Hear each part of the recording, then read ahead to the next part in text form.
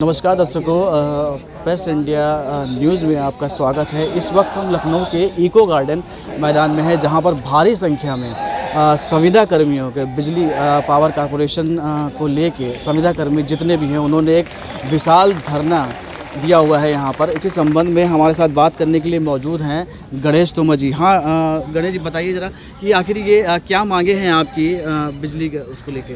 देखिए, संविदा कर्मी इस विद्युत विभाग में सन 2000 तक 1990 तक 2 लाख कर्मचारी थे और 1 लाख के लगभग कर्मचारियों की संख्या 2000 तक थी और उसके बाद भर्ती कोई हुई नहीं और नियमित प्रकार का ये कार्य है, 24 घंटा जनता को बिजली देनी है।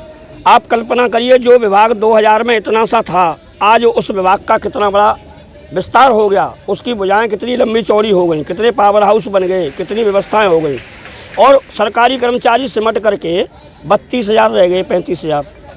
उसका स्थान ले लिया हम लोगों ने।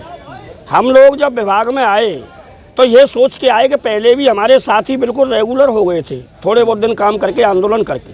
हमने भी वही सपना देखा कि हम भी एक दिन जो है कम से कम सम्मानजनक वेतन पाएंगे। आज 7,000 9,000 रुपया, वो भी संगठन की देन है, हमारे ऊर्जा मंत्री जी की देन है, उन्होंने कुछ संज्ञान तो लिया, परंतु जो हमारी असली टीस थी कि ये बिचौलिया, हमारे बीच से ये बिचौलिया हटा दिया जाए, हमें और इससे कम दे दो।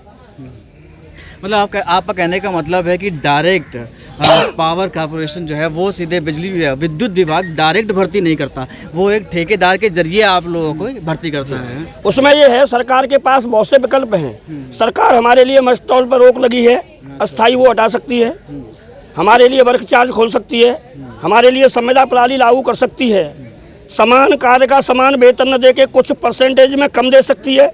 जब तक ये बिचौलिया हमारे बीच में रहेगा तब तक तो शोषण बिल्कुल निश्चित रोक नहीं पाएगी कोई सरकार। अधिकारी और ठेकेदार मिलकर के हमारा शोषण अब तक करते आए और आज भी कर रहे हैं। अच्छा, मौजूदा समय में पूरे अगर उत्तर प्रदेश की बात करें तो विद्युत विभाग में कितने कर्मचारी, संविदा कर्मचारी कितने हैं? 2,23,000 हैं, परंतु हम उनको भी लगा लें ना तो संख्या 6 लाख की है। हमारा एक संविदा कर्मी एक फीडर पे है और उसके साथ 5-5, 6-6 लड़के लगे हैं, तब वो फीडर की सप्लाई चल रही है। 20-20 किलोमीटर के फीडर हैं, वो वहाँ उसको शट डाउन देता है, वो वहाँ देता है, ऐसे करके व्यवस्था चल रही है आज भी। और उन्हीं की मोटरसाइकिल, उन्हीं का मोबाइल, सुरक्षा के नाम पे कोई उपकरण नहीं, कब किसका हाथ कट जाए, कब कौन किसकी मृत्यु हो जाए। एक बात और बताऊं मैं आपको कि यदि कोई एक्सीडेंट अभी हो गया तो जो उसके साथ में है, कभी कभी तो वो डर की वजह से भग जाता है कि मेरे ऊपर सारा आरोप न हो जाए। अगर वहाँ कुछ लोग हैं तो उसकी वजह से वो देखता है कि मैं जो इसको ले जाऊँ।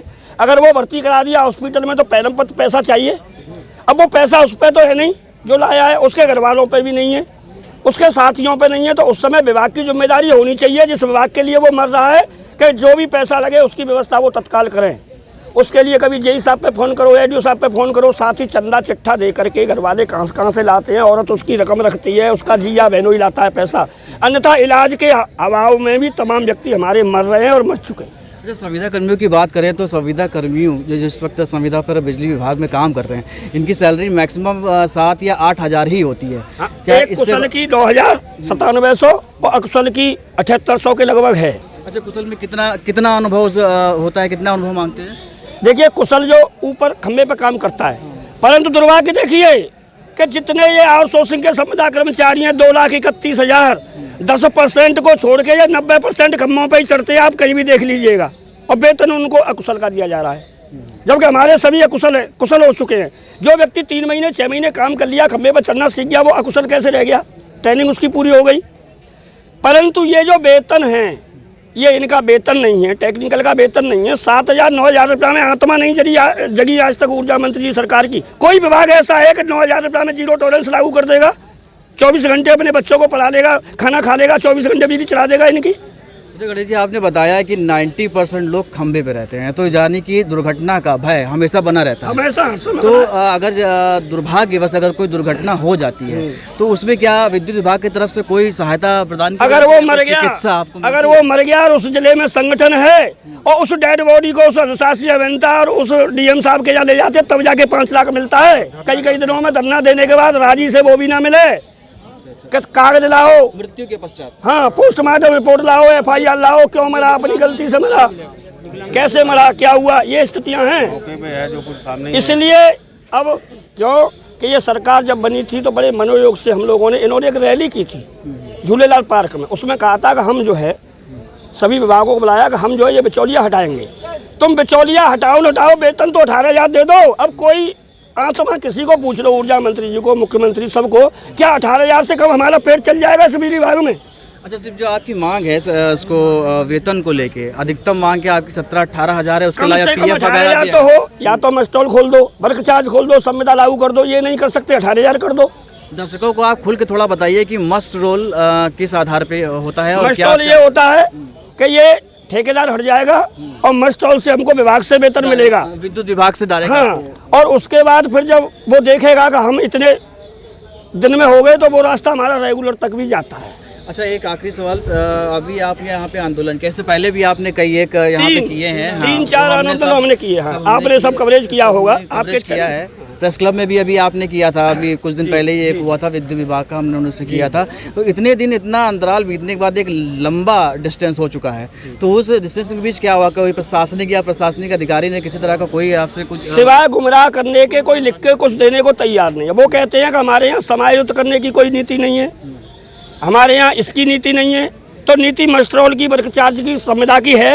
आप सरकार में, आप नीति तय कर सकते हैं। क्या यही नीति है कि 6,000-9,000 में इनको मरवा डालो, रोज 10-20 मर जाए, चाहे जिसका हाथ कट जाए, कोई इनका कहने सुनने वाला नहीं है। अंततः ये कहने का मतलब ये है कि अंततः ये 7 सितंबर को एक बहुत, जिस तरह से देख रहे हैं यहाँ पर एक बड़ा हुजूम इकट्ठा है। यहाँ से यूपी के बहुत से जिलों से लोग यहाँ पर आए हुए हैं। बहुत बड़ा आंदोलन है ये। इसके पश्चात भी अगर सरकार नहीं सुनती है तब क्या अगला क्या करेंगे इसके बाद? ये तो संगठन का शीर्ष नेतृत्व जो है अभी मीटिंग करके निर्णय ले रहा है। वैसे स्थिति में ये उसमें पहुँच गए हैं कि हम हाथ कटवाने से और खम्भे पे मरने के बजाय तो हम सरकार के पास पहुँचें, और सरकार को हम बुरे लोग लगते हैं, आतंकवादी लगते हैं, कहीं उनकी छवि बिगाड़ने वाले लगते हैं, तो हमें सीधा सीधा चुपचाप गिरफ्तारी हम दे देंगे, गिरफ्तार कर ले, जेलों में डाल दे। और अगर ज़्यादा भी हम उनको कुछ ऐसा लगता है तो रबड़ की गोली, आंसू गैस, सीधी गोली, डंडा वंडा जो चलवाना है वो चलवा दे। उस स्थिति में हम पहुंचने जा रहे हैं। हो सकता है हम इको गार्डन से निकल करके सीधा मुख्यमंत्री जी तक जाएंगे, ऐसा भी लग रहा है। एक सवाल आपसे और करूँगा, बीजेपी की मौजूदा सरकार, इसमें यूपी सरकार की इस समय है, मुख्यमंत्री हैं, क्या लगता है कि इस समय उनकी सरकार से अगर इस तरह की, अगर इसी तरह का कार्यशैली उनकी रही तो क्या लगता है 2022 वोट की चोट से ये 2 लाख व्यक्ति है और इनके संपर्क में एक फीडर पे पूरे गांव हैं, सारे लोग जानते हैं। हम दुष्प्रचार शुरू करेंगे, बड़ा प्रभाव एक 2022 के विधानसभा से गिरा देंगे। जो बनाना जानते हैं सरकार उसे गिरा भी देंगे। हमारे पास तो विपक्ष से नौते आ रहे हैं, बहुत बड़े पार्टी, नाम नहीं खुलासा करेंगे, उनसे मिले, वो बता रहे हैं कि हम आने को तैयार हैं। पर हमारे पास ये है कि भाई आपकी भी सरकार थी, जब भी हमने गुहार लगाई थी, आपने जब नहीं किया, आप कैसे भरोसा कर लें? या तो लिख के दो कि हम अपने मैन्यूफेस्टो में, एजेंडा में इस चीज़ को रखेंगे, तो ये है। और हम विपक्ष से इसलिए नहीं मिल रहे कि सरकार कहेगी ये तो किसान यूनियन की तरह जो हमें बदनाम करना चाहते हैं। हम तो केवल अपना 15,000-18,000 मिल जाए, या मस्टोर हो, वर्क चार्ज, मतलब सम्मानजनक वो हो, क्योंकि हमारी मृत्यु होती है। समान वेतन की रेट भी हम जीत गए, कोर्ट से वो भी लागू न हुआ। अच्छा, शीघ्र अगर कोई दुर्घटना होती है तो चिकित्सा की भी आपकी वहाँ है कि तुरंत चिकित्सा हमको यही तो दिक्कत है, तुरंत चिकित्सा व्यवस्था हो जाए, फिर तब भी हमारा मरहम लग जाए। उसके लिए भी धरना देना पड़ता है।